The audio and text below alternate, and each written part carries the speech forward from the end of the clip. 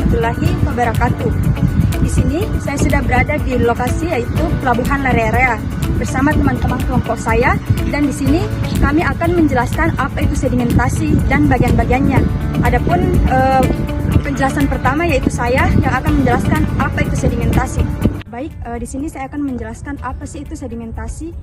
Sedimentasi adalah proses pengendapan material hasil erosi air, angin, gelombang laut, dan glester. Jadi teman-teman bisa lihat bagaimana proses pembentukan sedimentasi ataupun hasil dari sedimentasi itu.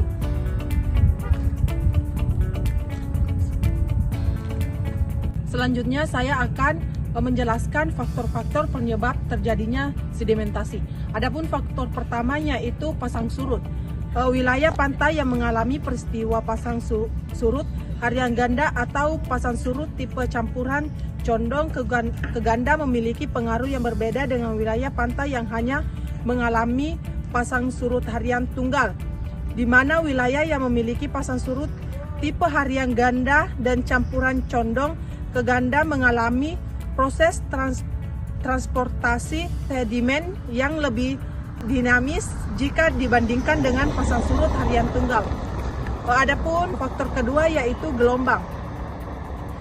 Sebaliknya, ombak yang terdapat di dekat pantai, terutama di daerah pecahan ombak, mempunyai energi besar dan sangat berperan dalam membentuk morfologi pantai, seperti menyerang sedimen, umumnya pasir dan kerikil yang ada di dasar laut untuk ditumpuk dalam bentuk gosong pasir. Adapun faktor ketiga yaitu arus. Berbeda dengan peran ombak yang mengangkut sedimen tegak lurus terhadap arah ombak, arus laut mampu membawa sedimen yang mengampu maupun yang terdapat di dasar laut. Pergerakan sedimen searah dengan arah pergerakan arus, umumnya menyebar sepanjang garis pantai bentuk morfologi speed, tombolo, beach ridge, atau akumulasi sedimen di sekitar jeti dan tanggul pantai menunjukkan hasil kerja arus laut. Selanjutnya itu mengenai proses pembuangan sedimen. Partisipasi dapat memindahkan partikel tanah yang tererosi dan diangkut di sepanjang limpasan permukaan. Endapan sedimen yang terjadi karena kecepatan aliran yang dapat mengangkat dan mengangkut material sedimen mencapai tingkat pengendapan yang dipengaruhi oleh ukuran partikel sedimen dan kecepatan aliran. Selanjutnya yaitu asal sedimentasi. Ada 4. Yang pertama yaitu lithogenius yang merupakan sedimentasi yang berasal dari bebatuan yang ada di darat. Yang kedua, sedimentasi biogenius yang merupakan sisa-sisa rangka makhluk hidup yang terbuang ke laut. Yang keempat, sedimentasi hidrogeneus yang terbentuk dari reaksi kimia dan air laut, contohnya bongkahan magma yang berasal dari endapan lapisan oksida dan hidroksida.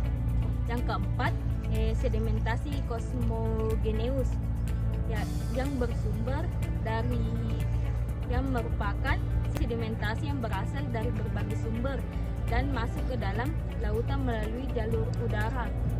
Intinya di sini sedimentasi kosmogeneus yaitu sedimentasi yang berasal dari udara. Selanjutnya adalah proses sedimentasi. Proses sedimentasi sendiri terbagi menjadi 2. Yang pertama, proses sedimentasi geologis. Sedimentasi geologis adalah proses erosi tanah yang normal.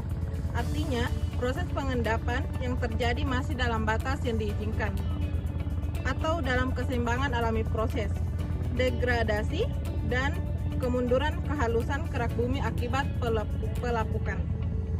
Adapun sedimentasi yang kedua yaitu sedimentasi yang dipercepat. Sedimentasi yang dipercepat adalah proses sedimentasi yang menyimpang dari proses geologis dan berlangsung dalam waktu yang singkat, yang merusak dan berbahaya, dan yang dapat mengganggu keseimbangan alam dan keseluruhan lingkungan. Selanjutnya, saya akan menjelaskan jenis-jenis sedimentasi laut. Yang pertama ada sedimen biogenik pelagis dan yang kedua adalah sedimen trigen pelagis. sedimen biogenik pelagis, dengan menggunakan mikroskop terlihat bahwa sedimen biogenik terdiri atas berbagai struktur, seperti struktur halus dan kompleks. Kebanyakan sedimen itu berupa sisa-sisa fitoplankton dan zooplankton. Pembentukan sedimen ini tergantung pada beberapa faktor lokal, seperti kimia air dan kedalaman serta jumlah produksi primer permukaan laut. Dan yang kedua, sedimen trigen pelagis. Hampir semua sedimen trigen di lingkungan pelagis terdiri atas material-material yang berukuran sangat kecil. Ada dua cara material tersebut sampai ke lingkungan pelagis. Pertama dengan bantuan arus, turbiditas, dan aliran gravitasi. Kedua melalui gerakan es, yaitu material glasial yang dibawa oleh bongkahan es. Kemudian dampak sedimentasi terbagi menjadi 3, yaitu delta, gumuk pasir, dan tanggul alam, di mana delta terbentuk di antara muara sungai pada saat di tempat pertemuan antara sungai dengan laut. Pada saat aliran sungai mendekati laut, aliran arusnya itu melemah karena adanya pengaruh gelombang laut, sehingga material yang dibawa oleh aliran sungai mengendap di lokasi delta dan membentuk delta. Kemudian tanggul alam terjadi pada saat terjadinya banjir akibat material-material dari air sungai meluap sisi kiri dan kanan sungai. Ketika banjir mereda, material tersebut terendap di sisi kiri dan sisi kanan sungai. Kemudian gumuk pasir merupakan bentang alam hasil pengendapan oleh angin. Bentang alam terbentuk di pantai seperti yang kita lihat. Itu adalah gumuk pasir, di mana terbentuk karena adanya akumulasi pasir yang cukup banyak dan tiupan angin yang kuat, sehingga pasir terangkut dan kemudian terendap membentuk gumuk pasir tersebut. Baik, di sini saya akan menyimpulkan sedimentasi di Pelabuhan Larea-Area.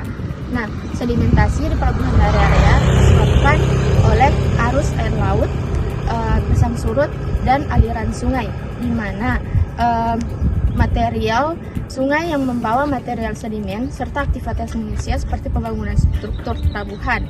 Proses ini berdampak pada penurunan kedalaman alur pelayaran dan kolam pelabuhan, sehingga menghambat operasional kapal dan meningkatkan biaya logistiknya.